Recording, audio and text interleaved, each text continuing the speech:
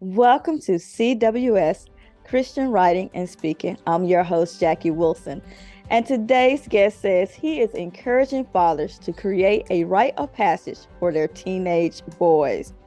He is the co-author of the book Milestone to Manhood, a Christian rite of passage to help your 13-year-old son make the leap from boyhood to manhood. He shares his firsthand experience of his rite of passage weekend, how it shaped him into the man that he is today, and provides other fathers with tools needed to organize a rite of passage for their own sons. Currently, he lives in Portland, Oregon with his wife, Emily, and he is the proud father of two young children. Let's welcome to the CWS stage, Mr. Stephen Arms. Welcome, Stephen. Thanks, Jackie. Thanks for having me.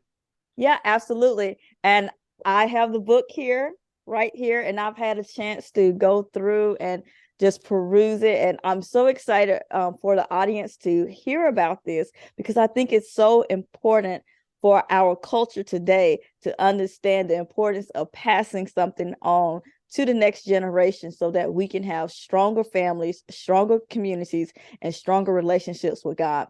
So, Stephen, why this book? Thanks for asking. So, this book is about a Christian version of a rite of passage. A rite of passage is an event that a boy can look back on in his life and know that was the moment that I became a man. Mm. I would say that most men today don't have a singular event that they can look back on and say, that's when I became a man. For a lot of guys, it's either their wedding night or maybe the birth of their first child. But hardly any man today has ever been told by another man, I consider you to be a man now. Mm. And when we look at other cultures, we find that there are coming of age ceremonies. The most well known is probably the Jewish bar mitzvah. Another example would be the Australian Aboriginal walkabout, where a boy Yeah. is sent off into the wilderness for 3 to 6 months at a time to survive on his own. And when he comes back, he's no longer a boy, but he's considered to be a man of the tribe. And modern Western society doesn't really have an equivalent rite of passage event. And I think that that's one reason why we have a lot of problems, especially during the teenage years. You know, you look at things like pornography, the sexual conquest of women, video game addictions, right? In a lot of video games, you can literally slay a dragon. It totally feeds into that male spirituality, that male ego. Other examples would be joining a gang or violence, you know, proving your physical dominance over another man. Mm. These are all ways that boys are trying to prove their manhood to themselves because no one has ever told them that you are a man, that manhood has already begun. So, what we argue in the book is that if a father affirms his son's masculine identity, then the boy doesn't feel the need to try to prove his manhood to himself. The book really centers around a rite of passage tradition in my family. When I was 13 years old, my dad held a rite of passage for me. And my rite of passage was a weekend. He took me away for a weekend. And it didn't just involve my dad, but it involved my grandfather and my two uncles as well. And the thinking there was that, you know, fathers are the most important male role models in a boy's life. But at the age of 13, there's also kind of some tension between father and son, right? The teenager is starting to spread his wings and wants independence.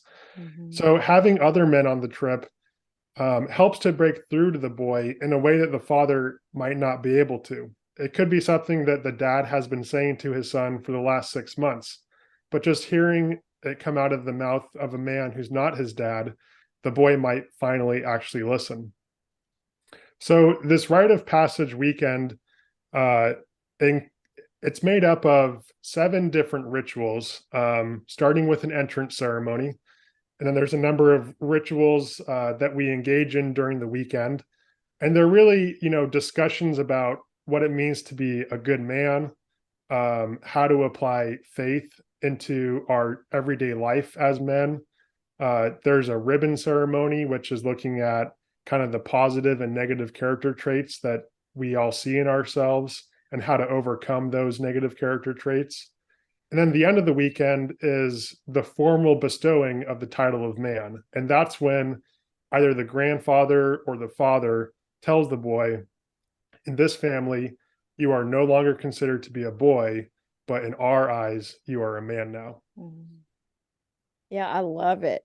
And one of the interesting things about your story is, so you wrote the book with your father, and your father actually grew up without his father.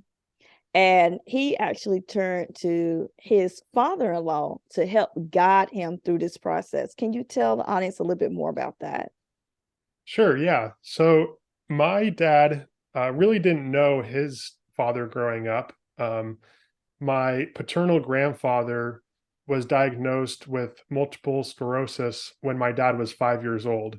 And because healthcare was so expensive, he actually separated from my grandmother and moved to Mexico where he could afford 24-hour care. So between the ages of 5 and 17, when my grandfather passed away, my dad actually only saw his father 3 times in his life. Wow. So he didn't really have a relationship with his dad. He didn't really have another male role model to look up to in his life. And that was one reason why, he says when he met my mom, he wanted, he knew that this was the woman that could give him a lifelong, stable, loving marriage, something that he grew up not really seeing in his life. And he really wanted to be the father to his children that he didn't have. He wanted to be a very involved and loving and supportive father because he didn't have one growing up. And his my maternal grandfather, his father-in-law, became kind of a role model for him and stepped into that father figure for my dad. So my dad and my maternal grandfather came up with this idea of a rite of passage weekend, and were kind of the leaders of this event. Yeah, and I love it. And another thing that you addressed in the book is not just about if you're growing up without a father, because obviously other men can step into that role, not actually be the father, but that male figure that people can, that this child can look up to. But you also talk about mothers who have sons, and they don't have father figures in their life. Can you share with the audience about how mothers can do the same thing for their children? Yeah, absolutely. So um, I would say that boys who don't have a father figure in their house, it's really a catch 22 situation, because those are the boys that would probably benefit the most from having a weekend like this, from having a rite of passage weekend. But they're also the boys that don't have a father figure in the house to organize one for them. And that situation actually occurred with my cousin. Um, his mom adopted him. She's unmarried, so she's a single mother, and she adopted him. So she asked my grandfather, Bobo, to lead his rite of passage weekend. And again, because it's not just the one man, but it's a group of men, Mhm. um, we took him away. At that point, I had already had my rite of passage. So since I was initiated into a man of the family already, I was able to go on the weekends for my younger cousins as well. So I think for his weekend, we had 6 men, his grandfather, 3 of his uncles, and 3 cousins. Well, that would be 7 men. Um, take him away for his rite of passage weekend and tell him that he's a man in this family as well now too. Mm. Yeah, I love it. And you don't just stop there, because this actually spilled over to the nieces and the daughters, and so you encourage mothers to do the same thing with their daughters. That's right. Yeah. So I don't have any sisters. So my parents didn't organize a rite of passage weekend for any girls, but my female cousins did have rite of passage weekends, and that involved my grandmother, their aunts, their mothers. So the girls of the family did get a rite of passage weekend as well. And the rituals themselves are very similar. There's some slight changes, to make it appropriate for a woman instead of a man. But overall, the weekend was very similar for boys and girls. Yeah. So how are you getting this message out other than the books? Are you speaking? What's next for you? So, what's next is I would really love to turn this into a program that churches, especially men's group, can participate in. My vision is to kind of turn it into a 6-week course Mm. with videos and activities so that by the end of the 6 weeks, then a father would be fully prepared to hold a rite of passage for his son. One thing that we find is that most guys have never really heard of a rite of passage weekend before. It's such a new idea that they don't really know how to organize one of these weekends. So I think a step-by-step guide that churches could help fathers go through would be a really good way to spread this message around the world. Yeah, and I want to go back just a step. You talked about how it impacted your life. How have you seen it impact other people's lives so far?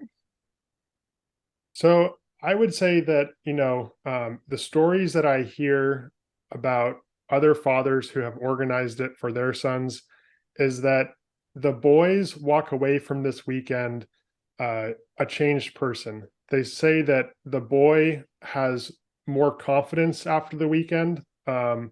He sees himself a little bit differently than his younger siblings because they're because the father has told this boy, I no longer see you as a boy, but I see you as a man. And so I would say that other boys are building their confidence in their own masculine identity. Another benefit that I am seeing is that the fathers too walk away from this weekend with a lot of graces because they're talking about what it means to be a man, what it means to be a godly man. They're sharing in this uh, rituals with not only their sons but other good men in their lives. And by the end of the weekend, they say, "Man, this is so cool. I wish we did this every year." I think that the weekend can be just as beneficial for the fathers as it is for the sons. Yeah. And I want to go to something that you said on the back cover of the book. Um, you said, but how can we effectively pass down intergenerational knowledge in a meaningful way? Today's 13-year-old is more influenced by his phone than his father. And I think that is so important to point out because we're leading this generation and how we lead them will impact the future. Can you speak a little bit more to that? Yeah, I think that kids today are facing more challenges than any other kids in recent history. And there's more distractions, there's more kind of traps that society has set for our boys and girls. And I think that's all the more reason for a father to hold a rite of passage weekend for his son, to do something meaningful to him, for him, so that the boy can break away from what society is telling him what manhood is all about, um, and really affirm his masculine identity in a healthy Christian way. Yeah, I love it. Now, people are going to want this book. Tell them how they can find the book and how they can connect with you. Sure. So our website is milestone2manhood.com. You can purchase a copy of the book on our website, or you can purchase it through Amazon. Just type in Milestone to Manhood in the search bar, and it should pop right up. Thank you for sharing that. Now, Stephen, as we close out your interview, what is the one thing you think people absolutely need to know and to start implementing in their life today? If there's one thing, I would say that every father has the responsibility to tell his son at the appropriate age, son, I just want you to know that in my eyes, I no longer see you as a boy, but I see you as a man. And that if every father did that to his son and affirmed his son's masculine identity in that way, then this country and this world would be a much better place because of it. All right. Thank you so much for sharing, Stephen. CWS audience, you have heard him. It is our responsibility to lead the next generation. And this can be an extremely important part of how your sons, your nephews, your little cousins, whoever it may be, go into their future. Also for women. So take the time, read this book, connect with Stephen. We can change the world with this. Thank you so much for listening to today's episode. And until next time, beautiful people, God bless.